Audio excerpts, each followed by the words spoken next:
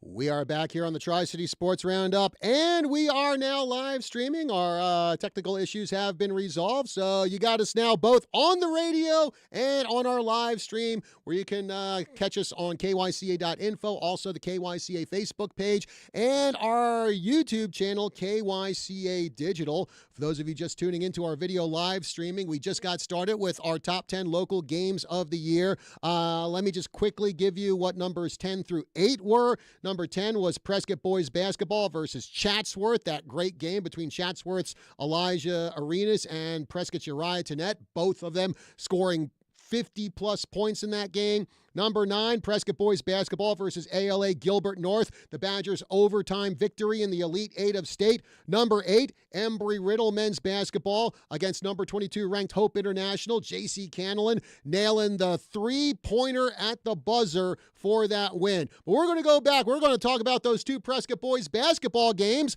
we had on our list here. We're going to go to the phones to talk a little bit more about that, because on the line with us, we have Prescott head coach Travis Stedman. Hey, Coach, good morning, and thanks for joining us. Hey, what's up, John? How are you? I'm doing okay, and well, thank you for starting our top 10 games of the year list off with two of your games, two big ones. Well, the first, you could say it was maybe like an individual versus individual battle between Prescott and Chatsworth, but boy, oh boy, what a battle that was. Elijah Arenas, 56 points, Uriah Tenet, a school record 54 points, getting the game-tying bucket, putting it in overtime. Because of that game, he was named National High School Player of the Week, and a game that probably gave Prescott more national press than maybe any other game in school history.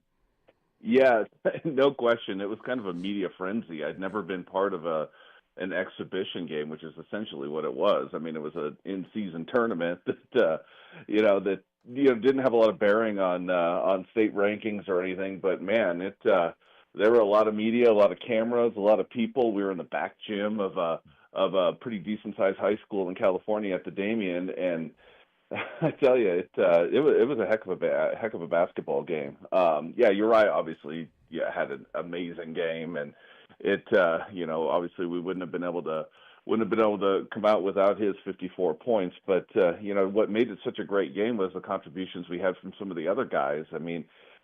Joe hit a couple big threes in overtime. One of the things that kind of gets lost amongst all of the media frenzy was Cooper had 7 points in overtime that pretty much put us over the edge. And so it was an awesome game. I think there was probably about 700, 800 people in that back gym packed in there, and it was pretty bananas.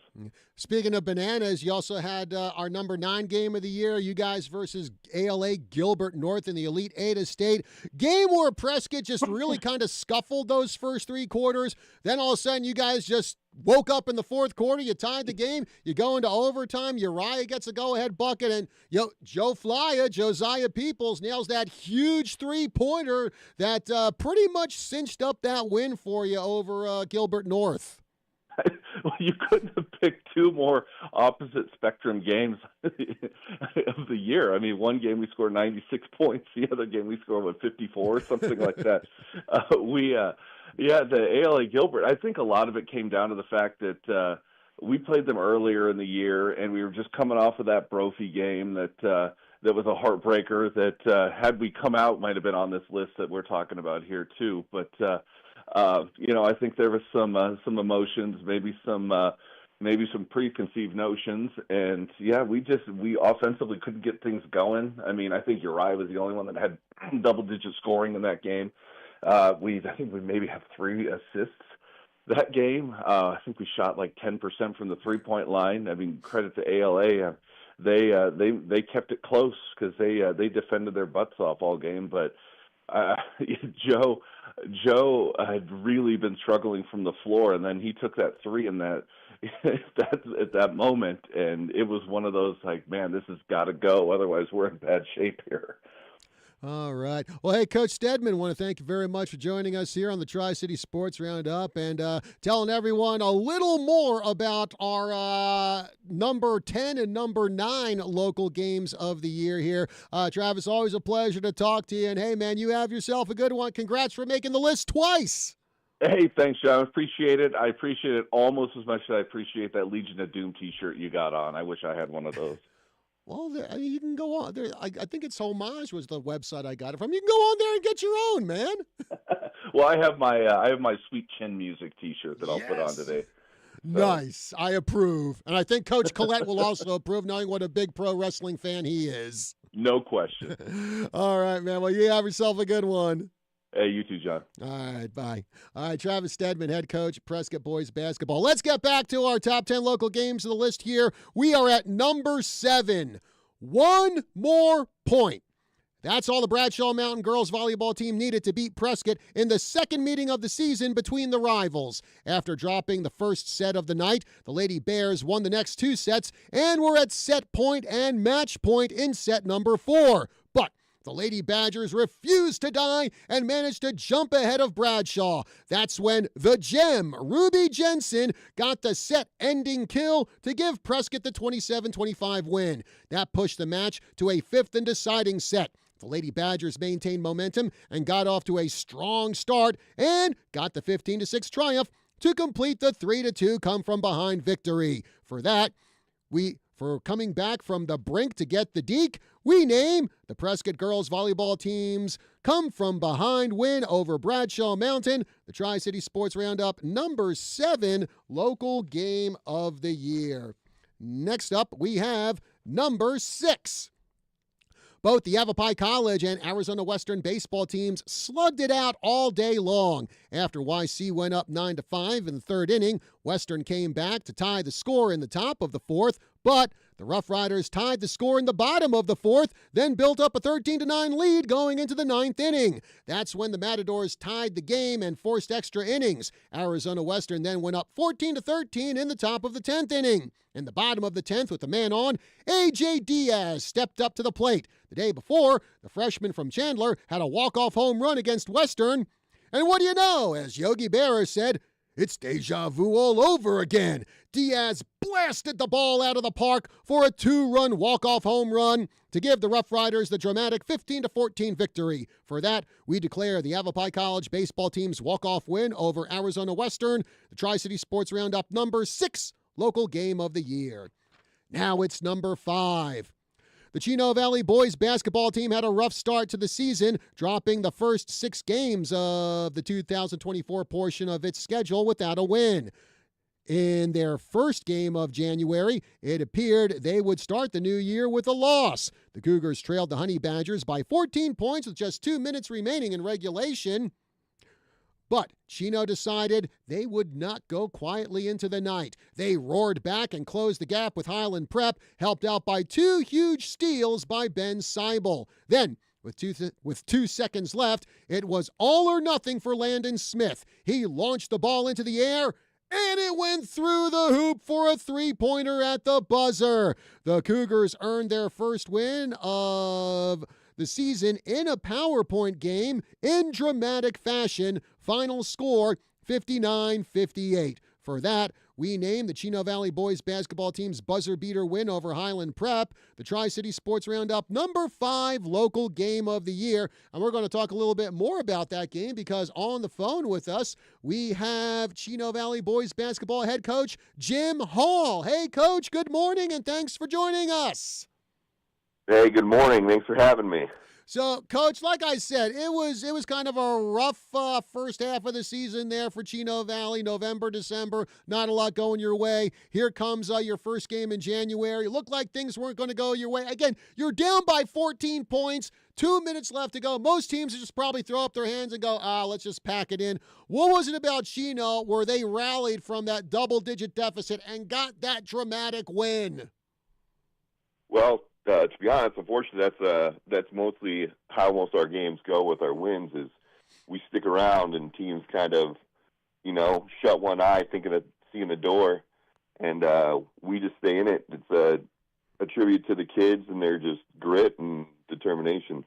And like I said, Landon Smith, that 3-pointer. I mean, just talk about your reaction, the reaction on the bench when he threw up that ball and he nailed it and got you that victory. Oh, well, it was it was pandemonium at the end of the game. I had to remember that I was a coach and walk back to the bench and let them celebrate a little bit. They were out on the court going crazy. It was all set up. We had a few steals from Angel Sanchez, some threes knocked down by him, Angel Sanchez, and Jackson Hawks to get us within 2. And then they just executed. It was calm in the second timeout that Highland Prep had taken after our timeout. Just try to keep them calm, say, hey, it's just a game. Let's go. All right. Well, Coach Hall, I want to thank you very much for joining us here on the Tri-City Sports Roundup and telling us more about our number 5 local game of the year, that buzzer beater the Chino Valley boys basketball team got over Highland Prep. Coach, great job on that win there, and you have yourself a good day, and thanks for calling the show. All right. Thank you too, John. All right. Let's keep rolling with the list here. We are now at number 4. It was the last day of the regular season, and the Prescott baseball team looked to secure a very good spot in the state tournament. But they got off to a rough start, trailing Crimson 4-0 after the first inning. Then in the 5th, the Badgers went on a tear and got the 5-4 lead. But the Rattlers tied the score in the 7th to force extra innings. That's where they took a 9-5 lead in the top of the 8th. Bottom of the 8th, last chance for the Badgers. They started scratching out runs. Dominic Cruz came through with a big 2-run double to tie the score at 9. Up to the plate came Cooper Magnet, who hit a slow roller toward the left side of the infield. He legged it out for all he was worth and beat the throw to the bag, allowing the runner to score and give Prescott the 10-9 victory. For that, we proclaim the Prescott baseball team's dramatic come-from-behind win over Crimson, the Tri-City Sports Roundup number 4 local game of the year. And now we're at number 3. The Bradshaw Mountain football team just didn't have it going on in the first half of their game with Coconino. They went into halftime trailing 20-7. But in the second half, the Bears completely flipped the script and started putting points on the board, while at the same time shutting out the Panthers. With 1 minute left in regulation, Michael Sanford nailed Sean Hughes with a 57-yard touchdown strike to put Bradshaw up 27-20. But Coco wasn't done. They marched down the field, getting closer and closer to the end zone. The Panthers QB then chucked the ball into the end zone and right into the hands of the Bears' Trenton Bunkers, whose interception secured the 27-20 victory. Because of that, we named the Bradshaw Mountain football team's comeback win over Coconino the Tri-City Sports Roundup number 3 local game of the year. Now it's number 2. The Prescott football team scored. Then the Northwest Christian football team scored. Then Prescott scored again. Then Northwest Christian scored again. And so on, and so on, and Scooby-Dooby-Dooby. Throughout the game, the score was tied on 3 different occasions. Then, with 2:01 left in regulation, Adam Lloyd barreled his way into the end zone to put the Badgers up 42-35.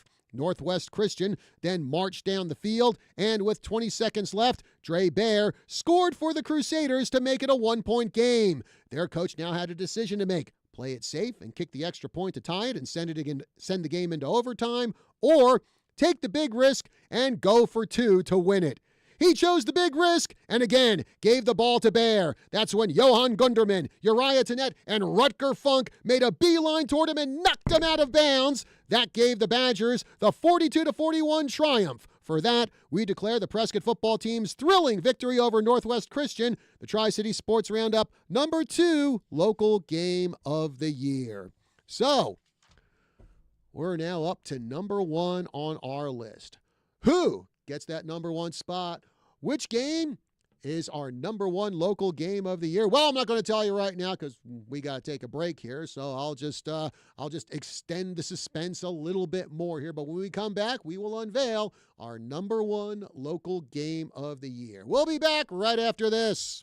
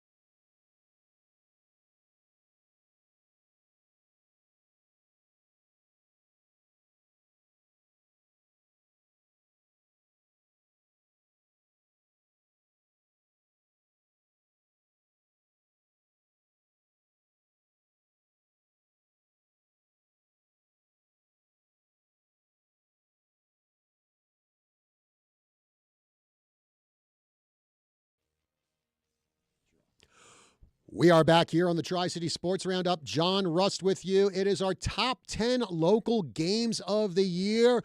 We are at number 1 right now, but before I tell you that number 1, let's recap numbers 10 through 2. Number 10, the Prescott boys basketball team's win over Chatsworth, an overtime win that featured 50-plus point performances by Prescott's Uriah Tennett and the son of NBA All-Star Gilbert Arenas, who had 56 points. Number 9, the Prescott boys basketball team's overtime win over ALA Gilbert North in the Elite Eight of state. Number 8, the Embry-Riddle men's basketball team's buzzer beater win over number 22 ranked Hope International. Number 7, the Prescott girls volleyball teams come from behind win over Bradshaw Mountain, where Prescott was 1 point away from losing in the 4th set and still came back and won it. Number 6, Yavapai baseball's walk-off win over Arizona Western, A.J. Diaz getting the walk-off 2-run homer in extra innings. Number 5, Chino Valley boys basketball's win over Highland Prep with Landon Smith hitting a 3-pointer at the buzzer to complete a comeback after they were down by 14 with 2 minutes left in the game. Number 4, Prescott baseball teams come from behind win over Crimson in extra innings. Number 3, the Bradshaw Mountain football teams come from behind win over Coconino, sewn up by an interception in the end zone by Trenton Bunkers with 20 seconds left in regulation. Number 2, Prescott football's win over Northwest Christian in a back-and-forth affair that came down to pretty much the final second. And now, number 1.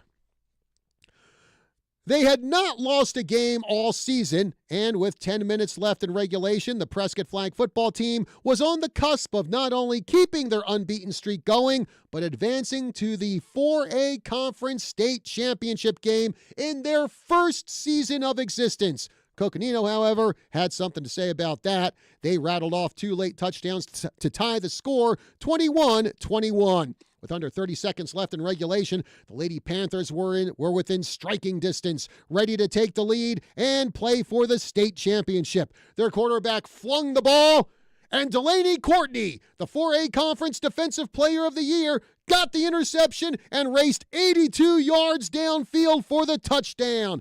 That put the Lady Badgers on top 28-21, and they would hold on to win and head off to the state championship game. For that, we named the Prescott flag football team's dramatic win over Coconino in the Final Four of state, the Tri-City Sports Roundup 2024-2025 number 1 local game of the year.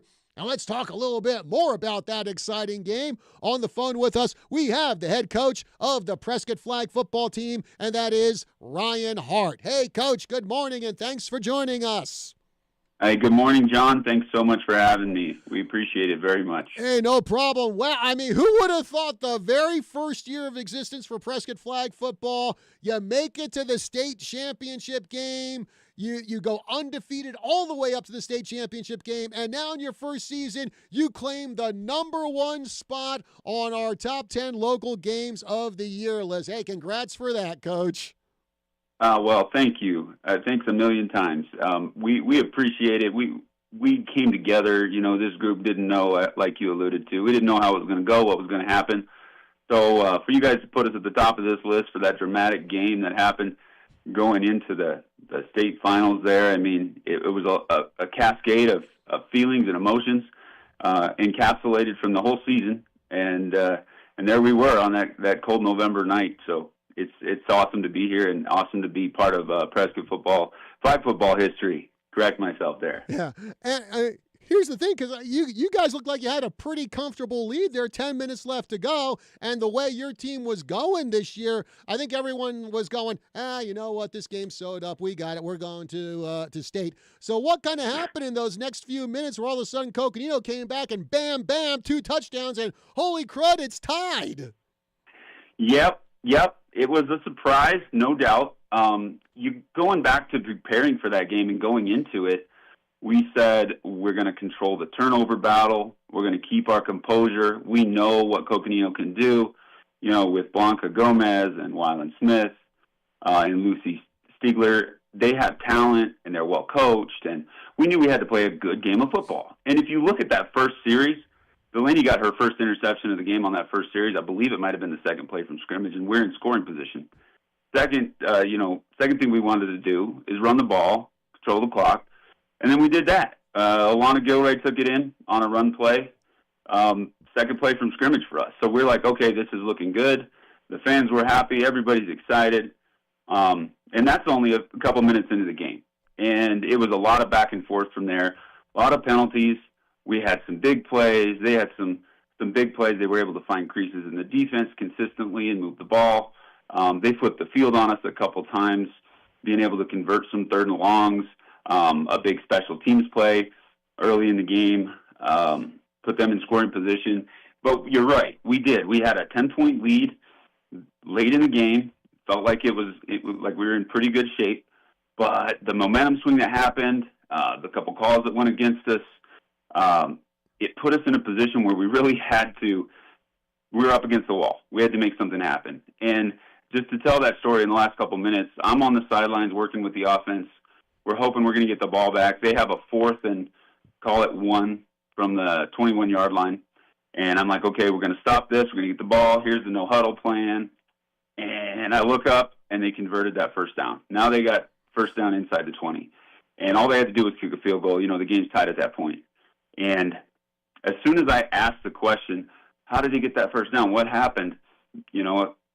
This incredible play happens. And Delaney just reads this play, steps up. She's where she needs to be.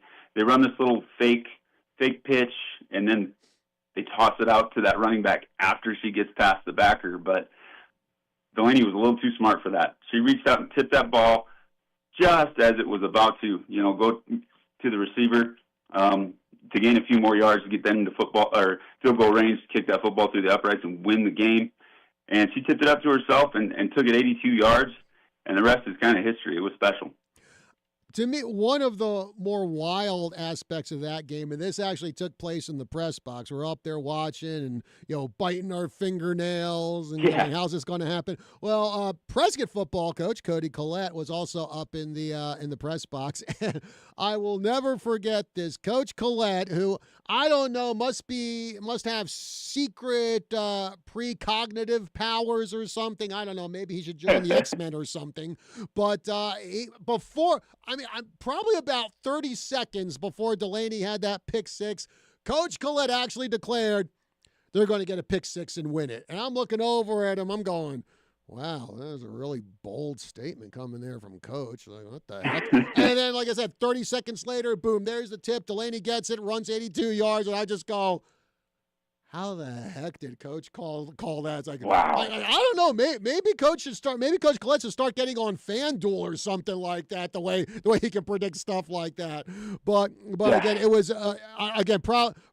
certainly one of the major, if not the major highlight for Prescott flag football in you guys' first season of existence. Yeah, that even makes it more special to have Coach Collette to be there and to kind of predict that happening that way in an improbable scenario, because in all retrospect, it looks like they should have just run the ball. And they didn't. And somehow, Coach Collette knew that was going to happen. And I love that story. And I love that we have a little clip of it on our YouTube page of that play at Prescott Badger flag football. It's always up there for anybody to go see and relive. It was a special, special moment. And to have legendary Coach Cody Collette be a part of that is super cool. We're just grateful for everybody because it was an encapsulation of our ups and our downs. We made mistakes. We made some bad calls we shouldn't have kind of gone with in different times. And I learned a lot as a coach. But we were all in our first year. And just bringing it all together with a dramatic play like that was special to send us to the state championship. So just grateful for every single player on that team and all the assistant coaches and everybody that kind of made it happen. Delaney obviously stood out that night with 8 tackles, solo, 3 interceptions, just played great football all night long, kicking too. She's just an awesome athlete. So for her to have that picture and that piece of history forever in Prescott flag football history is well deserved, and we're all there and grateful to be part of it. All right. Ryan Hart, head coach of the Prescott Flag football team. Want to thank you very much for joining us here on the Tri-City Sports Roundup and giving us a little more detail of our number one local game of the year for 2024-2025, Prescott's incredible victory over Coconino in the Final Four of state.